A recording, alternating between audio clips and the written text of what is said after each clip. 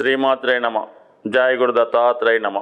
ఈ వీడియోలో మనం కుంభరాశి వారికి అక్టోబర్ నెల మాస ఫలితాలు ఏ విధంగా ఉంటాయో తెలుసుకునే ప్రయత్నం చేద్దాం. మరి కుంభరాశి వారి యొక్క గ్రహస్థితి ఈ వారం మనం పరిశీలించినప్పుడు రాశి అందే శనిగ్రహం వక్రగమనం, ధనస్థానంలో రాహు, చతుర్థంలో గురువు, పంచమంలో కుజ, మరి భాగ్యస్థానంలో శుక్రగ్రహం ప్రారంభంలో ఉంటుంది. అయితే ఈ నెలలో ఇంచుమించుగా చాలా గ్రహాలు కొద్దిగా మార్పు చెందడం జరుగుతున్నాయి. దాంట్లో ముఖ్యంగా గురువు అక్టోబర్ 9వ తారీఖున వక్రగమనం పొంది 3వ స్థానంలోకి రావడం జరుగుతుంది. మరి కుంభరాశి వారికి మరి ఏదైనా సరే మరి కుంభరాశి వారికి గురువు ధన లాభాధిపతి అవుతుంటాడు. అంటే ఒకవేళ ధనం సంపాదించాలన్నా, దాచుకోవాలన్నా, ఏ విధంగా ఆర్థిక లావాదేవీలు మొత్తం గురువు యొక్క స్థితిని బట్టే ఆధారపడి ఉంటాయి. మరి అటువంటి గురువు అక్టోబర్ 9న వక్రించి తన వెనకనున్నటువంటి స్థానం మేషరాశిలోకి ఉన్న ఫలితం కూడా ఇవ్వడం జరుగుతూ ఉండదు. అప్పుడు ఏమవుతుందంటే ఆటోమేటిక్గా కుంభరాశి వారికి ఎస్పెషల్లీ 3, 7, 11 స్థానాలు యాక్టివేట్ అవుతాయి. అంటే ఆ కారణం వల్ల 3వ స్థానం యాక్టివేట్ అవ్వడం వల్ల జాతకుడికి మంచి సలహాలు ఇచ్చేవాళ్ళు ఉంటారు. వ్యక్తిగతంగా జాతకుడు మంచి మార్గంలో ప్రయాణించే ప్రయత్నం చేస్తూ ఉంటాడు. ముఖ్యంగా 11 తన యొక్క యాంబిషన్ నెరవేరుతుంది, కోరికలు తీరుతాయి, ఆర్థికపరమైన అవసరాలు కలిసి వస్తాయి. మొత్తం మీద వివాహ సంబంధించిన విషయాలు, ఆర్థిక సంబంధించిన విషయాల్లో జాతకుడికి గురువు చాలా వరకు సహకరించే అవకాశం ఉంటుంది. బట్ అలాగే మరి కుజుడు చాలా వరకు అక్టోబర్ 20న 6వ స్థానంలోకి రావడం జరుగుతుంది, మరి యొక్క నీచ స్థితిలోకి.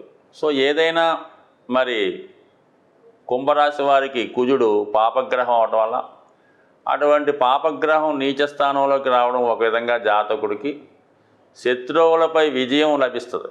అంటే తన యొక్క బలహీనతల్ని అధిగమించి చాలా స్ట్రిక్ట్గా నిజాయితీగా ఉండే అవకాశం ఉంటుంది. అలాగే ముఖ్యంగా అన్నదమ్ముల మధ్య, స్నేహితుల మధ్య ఉన్నటువంటి ఆర్థిక లావాదేవీలు ఒక పరిష్కారానికి వస్తాయి. అలాగే పోలీస్ స్టేషన్లో కానీ, కోర్టు సమస్యలు కానీ, పెద్ద మనుషుల సెటిల్మెంట్ జరిగి తీర్పు మీకు అనుకూలంగా వచ్చే అవకాశం ఉంటుంది.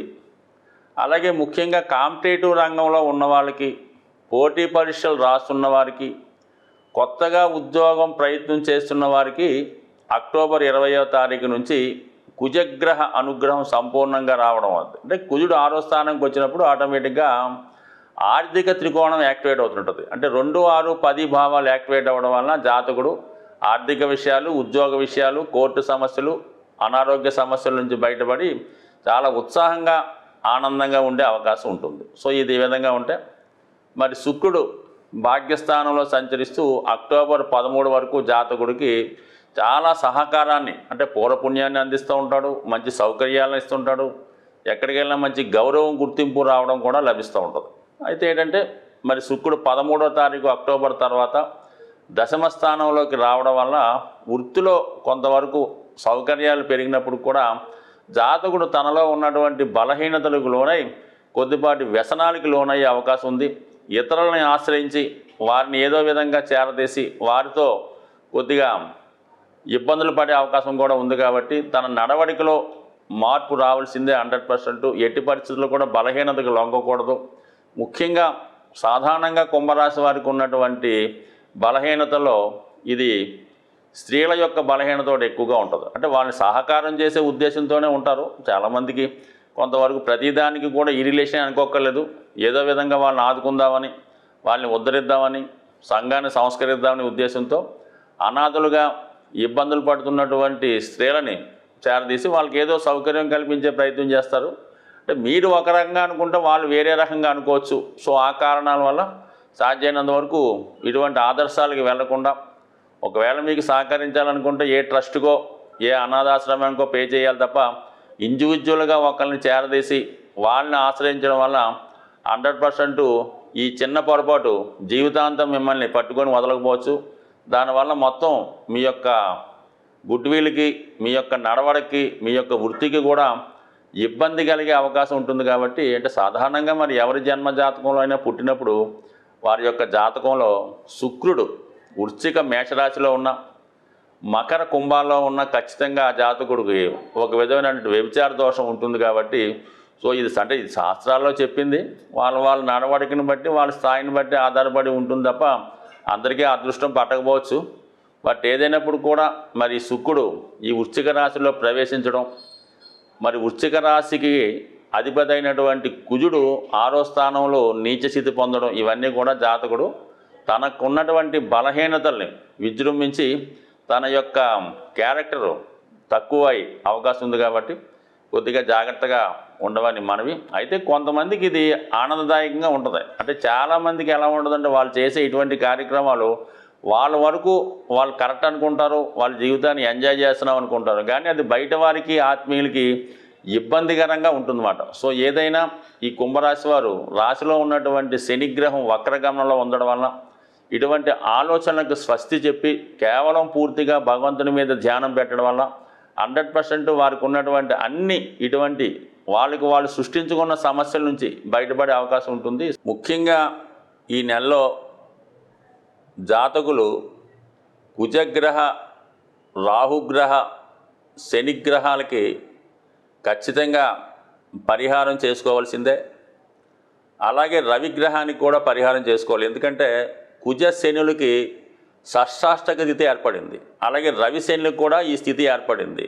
మరి ఇవన్నీ స్థితి వల్ల జాతకుడు కొంతవరకు అనూహ్య సంఘటనలు ఏర్పడడం, ప్రభుత్వం ద్వారా వ్యతిరేకత, ఇలాంటి కొన్ని చికాకులు కలిగే సూచనలు ఉన్నాయి. కాబట్టి మరి వీటి నుంచి బయటపడాలంటే సాధారణంగా ఈ అక్టోబర్ నెలలో మనం అనుకుంటున్నాం. కాబట్టి ఏదైనా ప్రతి ఒక్కరికి కూడా ముఖ్యంగా దేవతల యొక్క అనుగ్రహం ఎంత ముఖ్యమో పితృదేవతల యొక్క అనుగ్రహం కూడా అంతే ఇంపార్టెంట్గా ఉంటుంది. మరి అటువంటి పితృదేవతల యొక్క అనుగ్రహాన్ని పొందేవాలనుకున్న వాళ్ళకి మరి ఈ అక్టోబర్ 2వ తారీఖున వస్తున్నటువంటి మహాలయ అమావాస్య అన్నది ఒక సంవత్సరంకి ఒకసారి వచ్చే ఈ రోజునాడు మాత్రం ఖచ్చితంగా అందరూ కూడా అంటే సాధ్యమైనంత వరకు ఈ గ్రహాల పీడలతో ఉన్నవాళ్ళు, కొంతవరకు ఈ పితృదోషాలు, పితృశాపాలు, సర్పదోషాలు ఉన్నట్టు వారికి ఈ మహాలయ అమావాస్య రోజు విధి విధానంగా మీ యొక్క ఆచార వ్యవహారాన్ని అనుసరించి ఏదైనా దేవాలయంలో అక్కడ ఉన్నటువంటి పండితులకి తగు విధమైనటువంటి మరి ఈ బియ్యం మొదలగువి ఇచ్చి వారి యొక్క ఆశీర్వాదం తీసుకోవడం జరుగుతూ ఉంటుంది. అలాగే కొంతవరకు వారికి ఉపయోగపడేటటువంటి అవసరాలకు తగినటువంటి బియ్యం, పప్పులు మొదలగునవి ఇవ్వడం వల్ల మీకు పితృరూపంలో వాళ్ళు సంతోషిస్తారు. అలాగే ముఖ్యంగా మీరు ఎవరినైతే ఉద్దేశించి చేద్దామనుకుంటున్నారో, ఒకవేళ మీ తండ్రి గారు లేదంటే మీ తాతగారు ఎవరు ఉంటారో వారు ఏ వయసులో మరి మీ నుంచి దూరం అయ్యారో ఆ వయసులో ఉన్నవారిని, అంటే ఏ క్యాస్ట్ అయినా పర్లేదు, ఆ వయసులో ఉన్నవారిని ఆ రోజు వీలైతే మీకు కుదిరితే బట్టలు పెట్టచ్చు, కడుపు నిండా భోజనం పెట్టచ్చు. ఈ విధంగా చేయడం వల్ల మరి పితృదేవతల అనుగ్రహం పొందుతారు. అలాగే మరి మీకు ఏదన్నా గోవుకి ఈ విధంగా ఆహారం పెట్టినా కూడా ఆ దోషం నుంచి అంటే వాళ్ళ స్థాయిని బట్టి చేసుకోవాలి తప్ప మరి పెద్దగా చేయగలిగే వాళ్ళు గొప్పగానే చేసుకోవాలి. ఏమాత్రం అవకాశం లేనివారు ఆ రోజు కూడా గడవని వారు ఆ విధంగానే చేసుకోవాలి. చేయటం ఇంపార్టెంట్ తప్ప పెద్దగా చిన్నదన్నది కాదు. కాబట్టి ఇది ఒకటి కంపల్సరీగా చేయండి.